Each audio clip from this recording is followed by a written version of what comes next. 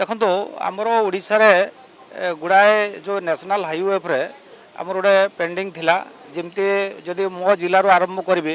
बांगरीपुसी घाट section ठू आरंभ करी आपणकर NH 49 रे 250 कोटी टंकार आमर काम जोटा कि वाइडनिंग ता छड़ा किसी एलिफेंट अंडरपास ओभरब्रिज इनकम्प्लीसन जो गुड़ाक थिला एवं आउ नुआ सब किसी हेब ता बाद जदि आमे कहि परिबा कोस्टल हाईवे कथा जोटा कि गोपालपुर दीघा पर्यंत एमती अनेक जिनस जोड़ा कि मुझे बारंबार रिव्यू करी से काम केमती करवा आ विशेषकर जह्नी कुदारे जो चिलिका भितर जो कम्युनिकेशन गोटे थिला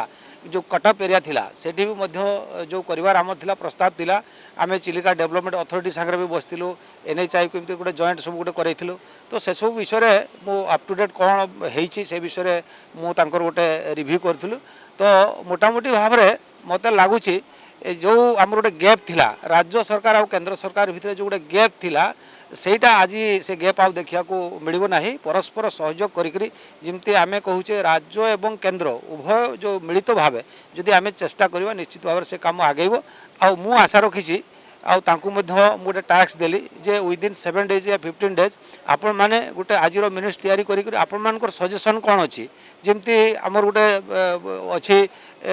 पोर्ट को जो कनेक्शन कथा जामझाड़ू धामरा पर्यंत से विषय आम ये कलु तेणु एमती अनेक जो जो पेंडिंग केस मो नजर थिला से सब को आज आम रिव्यू करूँ और विदिन 7 डेज या 15 डेज से रिपोर्ट कर सारापर डिपार्टमेंट फिर आगे बढ़ा।